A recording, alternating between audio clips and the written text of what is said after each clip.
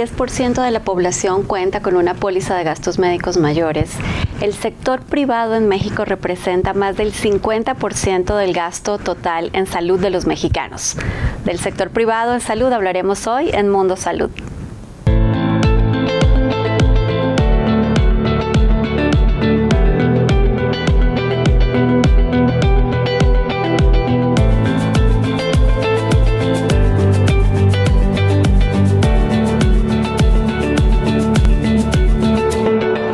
Muchísimo gusto darle la bienvenida a Javier Potes para hablar justamente del sector privado en la salud de nuestro país. Bienvenido, Javier, a Mundo Salud. Gracias, Juana, muy amable. Un gusto estar contigo. Ya nos lo debíamos. Déjenme contarles quién es Javier Potes. Él es actualmente el director del Consorcio Mexicano de Hospitales, que ya nos va a contar él un poquito más, pero es un grupo hospitalario que reúne a más de 50 hospitales en el país. Javier tiene 33 años de experiencia en el sector salud y ha dirigido múltiples organizaciones relacionadas con el hospital. Actualmente, además, es asesor técnico de la Comisión de Salud del Consejo Coordinador Empresarial. Así que bienvenido de nuevo, Javier. Y cuéntanos, ¿qué es el Consorcio Mexicano de Hospitales? Bueno, el Consorcio Mexicano de Hospitales es una asociación civil de hospitales donde nos agrupamos actualmente 53 hospitales de 47 ciudades en 27 estados. Y nace con la intención de apoyar a los hospitales medianos y pequeños a desarrollarse, a crecer. Obviamente veíamos venir, ya tenemos 15 años como asociación, un crecimiento de grupos empresariales, de grupos hospitalarios, y estos pequeños hospitales requerían hacer sinergias, economías a escalas, intercambiar información, capacitarse mejor, y ese es el objetivo del consorcio. En eso hemos estado trabajando y es como hemos ido creciendo. Javier, ¿es común que estos hospitales de segundo nivel, mediano, sean fundados por médicos? Sí, ese es el patrón, te diría yo. Nosotros le llamamos hospitales de nivel 2.5, ¿no? Llevamos un poquito más allá del segundo nivel, no llegamos al tercero, pero la tecnología nos ha permitido avanzar más. Y sí tienes razón, o sea, son hospitales que normalmente se fundaron por médicos hace 35 o 40 años, cuando el médico tenía quizás 40 años de edad. El médico veía la necesidad de tener un hospital en su ciudad para hacer su práctica privada. Y el hospital le fue bien, fue creciendo, muchos hospitales se hicieron en casas, se fueron comprando casas alrededor, o se construyeron edificios modestos y les fue bastante bien, ¿no? Pero el sector salud ha cambiado, ¿no? Y estos hospitales han cambiado también, requieren ahora un nivel de profesionalización mucho mayor, y estos hospitales fundados por médicos, con una administración quizás más conservadora, ahora nos buscan para poder ser más eficientes y más competitivos. Y entonces hoy tienes 53 hospitales en 47 ciudades en el país. Es correcto, somos el grupo de mayor cobertura desde el punto de vista de oferta de hospitales en el país. Ok. Javier, vimos una actividad muy interesante, un liderazgo de tu parte y del consorcio durante la pandemia. ¿Cuáles fueron las acciones más importantes que además pudieron coordinar con el gobierno? Sí, bueno, obviamente veíamos lo que estaba pasando en el mundo. Desde diciembre, ya sabes, del 2019 empezamos a monitorear el tema de la pandemia. Enero, febrero vimos lo que estaba pasando en Italia, lo que empezó a pasar en España, la saturación de los hospitales, y que el sector privado en México tenía que ser un poco más proactivo, ¿no? Y no esperar únicamente a que el gobierno tomara decisiones. Entonces nos acercamos con el gobierno junto con la Asociación Nacional de Hospitales Privados. Les dijimos, oye, tenemos que colaborar, tenemos que participar en algún proyecto de esta manera para evitar la saturación. Y fue así que negociamos este convenio en el cual los hospitales privados iban a atender a pacientes no COVID para liberar camas en el sector público y que el sector público pudiera tener con más eficiencia a los pacientes COVID. El convenio duró 15 meses, atendimos a más de 30,000 pacientes y creo que fue bastante exitoso, no tanto desde el punto de vista de liberar camas en el sector público, la atención de pacientes en el sector privado, que fue con mucho éxito, con un alto grado de satisfacción y a costos, la verdad, abajo de lo que el gobierno estaba trabajando. Hace unos días celebramos el Día del Médico en México y tú fuiste un gran crítico también de no dar prioridad a la vacunación del sector de los médicos, del sector privado y de los médicos, porque creo que se malentendió esto de la primera línea. ¿Tú cómo lo veías, Javier? Sí, a ver, nuestro lema siempre fue cuidemos a los cuidadores, o sea, creo que ese era el tema primordial. Y perdíamos el objetivo en este tema de la primera línea, que se veía únicamente que los médicos y el personal que atendían pacientes con COVID eran los que había que vacunar. Y realmente como sector salud, pues estábamos trabajando 24 horas a atender a todo tipo de pacientes en un momento donde cualquier paciente podía tener COVID. Entonces no podíamos decir, no vamos a trabajar el día de hoy porque estamos en pandemia, ¿no? Nuestra labor es estar al día, todos los días, 24 horas atendiendo pacientes. Y cuando hablamos de médicos, nos referíamos a todo aquel profesional de la salud que tenía que tener un paciente independientemente del COVID o no COVID, y por lo tanto debía tener prioridad en la vacunación. Y eso creo que no se dejó claro, ¿no? Entonces se relegó a los médicos, a muchos médicos, y no solamente a médicos y hospitales. Te hablo también de dentistas, por ejemplo, de oftalmólogos, que tenían un contacto muy directo con los pacientes que podían estar contagiados. El personal de diagnóstico, por ejemplo. Laboratorios, rayos X, etcétera. Y no se estaba tomando en cuenta. Entonces sí, por nuestra parte, pues sí quisimos levantar la voz y decir, oigan, esto es personal del sector salud, que aunque no esté en primera línea, merece ser vacunado, ¿sí? Y estamos poniendo en riesgo su vida. Javier, de estos primeros 15 años del consorcio, y les auguro muchos años más y muchos hospitales más en esta organización, ¿cuáles identificarías tú como los principales logros de la organización? A ver, yo creo que el principal, Juana, es habernos agrupado, primero que nada. En Latinoamérica no es fácil trabajar en equipo, ¿no? Entonces yo creo que lo primero fue, el primer logro son los primeros 9 hospitales que dicen, oye, tenemos que hacer algo para trabajar de una forma más coordinada en equipo, hacer sinergias, juntarnos para en conjunto lograr mejores condiciones, ¿no? Y creo que ese es el primer logro que tenemos, el vencer el aislamiento que había en los hospitales privados en México y tener este concepto de trabajar en equipo. Yo diría que ese es el primer gran logro.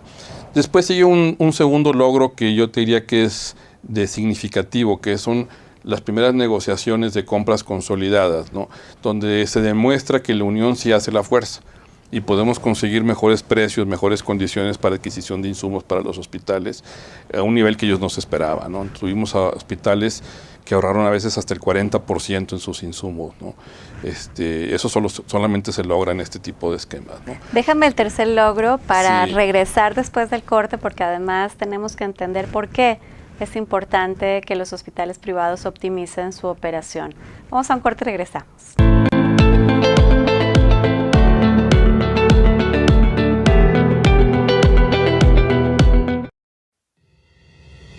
Sé parte de la cumbre más importante de los negocios en México. Todos los sectores ganadores de la nueva economía, oportunidades de negocios, inversiones, exportaciones y alianzas con los socios comerciales más importantes de México. No te la puedes perder este 7 de diciembre. Cumbre de las 1000 empresas más importantes de México. Los empresarios juntos por la reactivación económica de México. Adquiere tus boletos en cumbre1000.com y llamando al 55 50 02 94 50.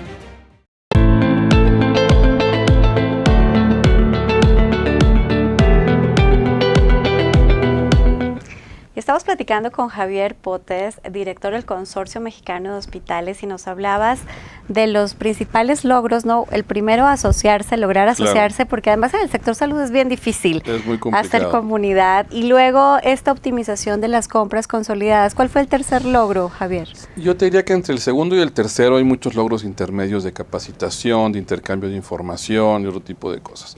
Pero creo que el tercero más importante tiene que ver que nos reconocimos como un eslabón dentro de un sistema de salud privado, ¿sí? Que entendimos que los hospitales per se no son el eje del modelo, sino realmente el eje del modelo debe ser el paciente, y sobre ese paciente hay una serie de actores que son los médicos, los laboratorios, los gabinetes, las farmacias, y que tenemos que empezar a relacionarnos con ellos como un sistema de salud privado y empezar a trabajar en función de eso.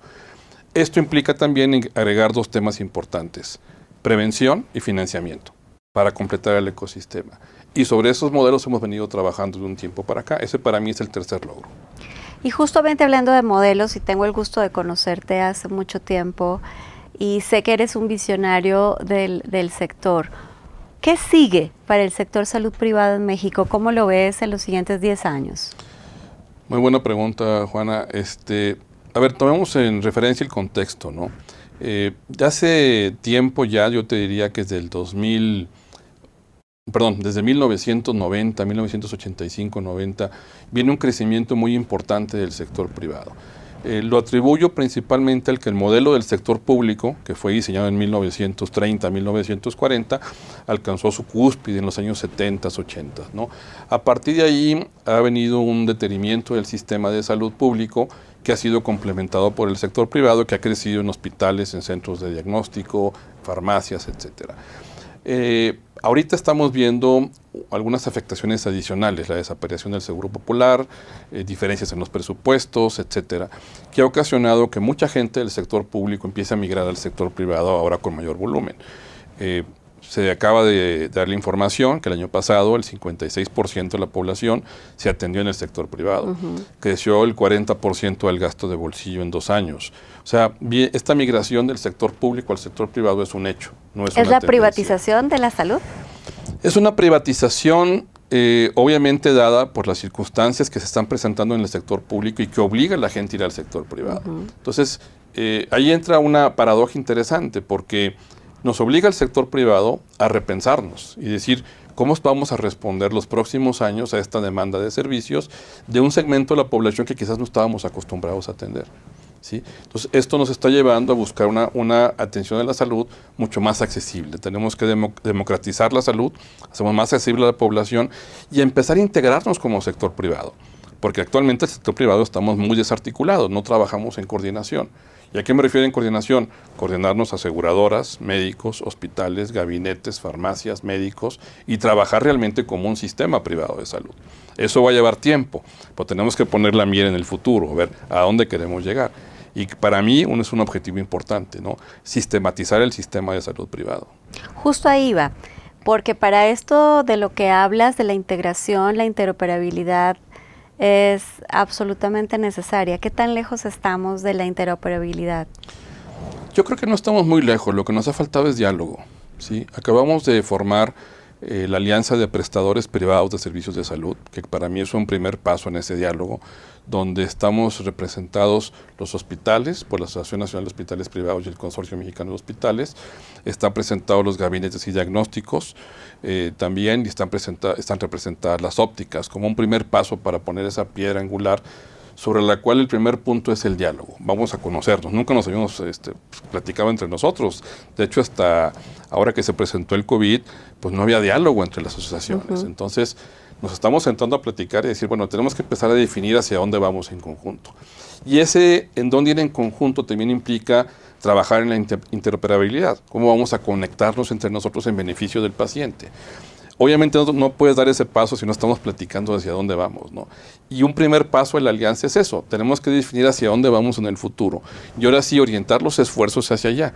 Si eso no lo teníamos claro, difícilmente íbamos a poder llegar a ese tema, ¿no? Ya que lo tenemos claro, que sabemos que tenemos que trabajar en conjunto, el tema de interoperabilidad se va a dar, ¿sí? A más corto plazo de lo que pensamos. No hemos avanzado, insisto, no por temas técnicos, por temas de sistemas. No hemos avanzado porque no hemos platicado sobre el tema, ¿sí? Se ha hablado mucho de que hay que hacerlo, pero no hemos hablado de cómo hacerlo.